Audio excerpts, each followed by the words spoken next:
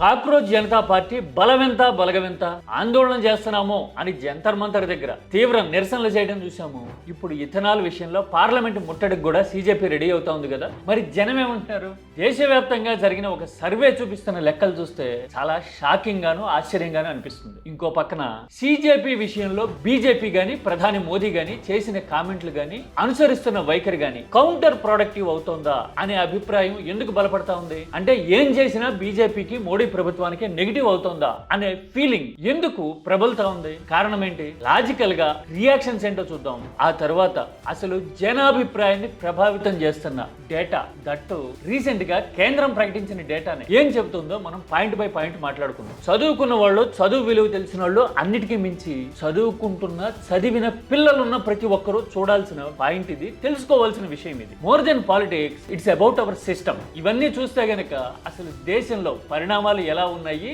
ముందు ముందు రాజకీయం ఎలా మారబోతోంది అనేది అర్థమైపోతుంది.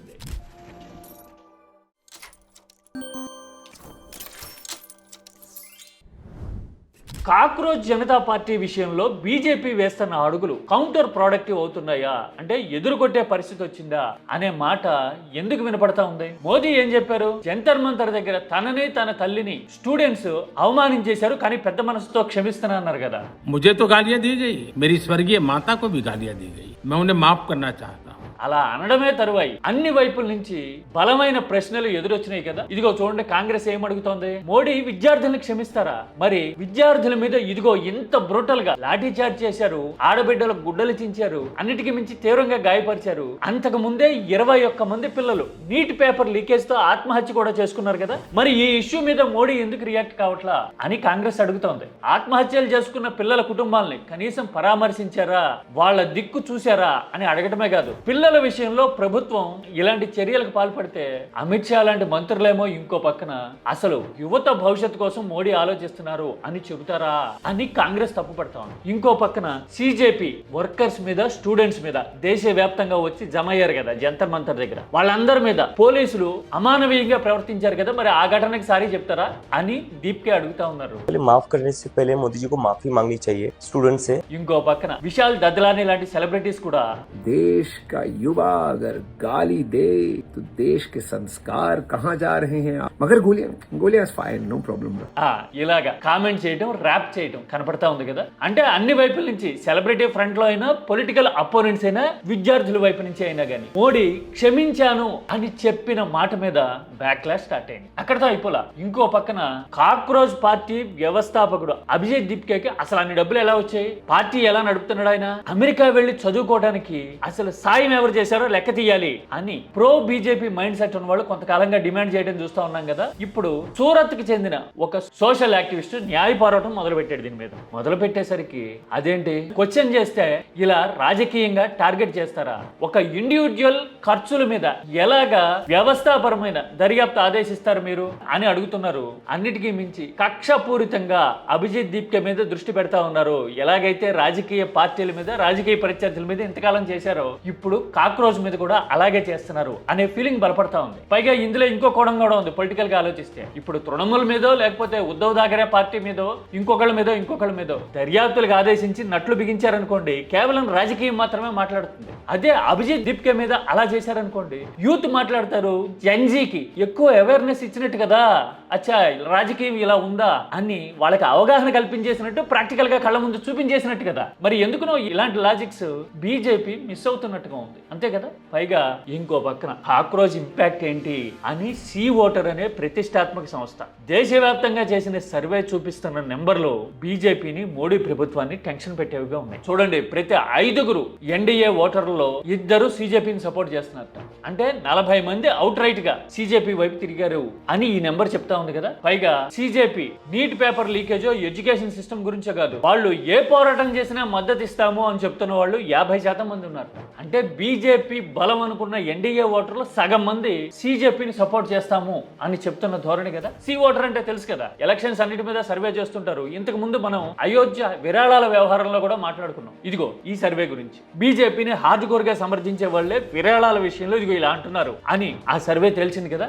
ఇప్పుడు దానికి కొనసాగింపు సీజేపీ వైపు తిరుగుతున్నారు ఎన్డీఏ ఓటర్లు అని చెప్తున్న తీరు. మరి జనంలో ఇంత మద్దతు ఎందుకు వస్తా ఉంది సీజేపీకి? ఇది కదా అసలు పాయింట్. ఈ పాయింట్ అర్థమైతే, అర్థం చేసుకోగలిగితే మోడీ ప్రభుత్వం అయినా బీజేపీ అయినా అసలు ఎలాంటి అడుగులు వేస్తున్నారో, ఆ అడుగులు ఎందుకు కౌంటర్ ప్రొడక్టివ్ అయిపోతున్నాయో అర్థమవుతుంది. సీజేపీలో విద్యార్థులే కదా 99% ఉన్నది. చదువుకున్న వాళ్ళు విదేశాల్లో విద్య పూర్తి చేసి వచ్చిన వాళ్ళు కదా. ఇప్పుడు ఈ సౌరదాస్ అయినా అభిజిత్ దీప్కే అయినా పోస్ట్ గ్రాడ్యుయేట్స్ వాళ్ళ డిసిప్లిన్స్ లో అన్నిటికీ మించి వీళ్ళు దేశవ్యాప్తంగా ఉన్న యువత, చదువుకున్న పిల్లల ఆక్రోశానికి గొంతుకవుతా ఉన్నారు కదా. అందుకోసం చదువు విలువ తెలిసిన వాళ్ళు, పిల్లలు ఉన్న ప్రతి తల్లిదండ్రులు అటువైపు చూస్తున్నట్టున్నారు. బీజేపీ బలమంతా మిడిల్ క్లాసు, ఎడ్యుకేటెడ్ సెక్షన్స్ అని రాజకీయాల్లో ఒక లెక్క ఉంటుంది కదా. ఆ లెక్క ప్రకారం చూసినా గానీ సగం మంది, 50% మంది ఎన్డీఏ ఓటర్లు ఇప్పుడు సీజేపీని సపోర్ట్ చేస్తాం, వాళ్ళ పోరాటానికి మద్దతు తెలుపుతాము అంటే పిల్లలున్న తల్లిదండ్రులు ఆక్రోశం ఉందనే కదా అర్థం. అవునా కదా? అలా ఎందుకుంది అంటే ఇదిగో ట్రిబ్యూన్ అనే పత్రికలో బ్రహ్మాండమైన డేటాతో ఒక ఆర్టికల్ వచ్చింది చూడండి.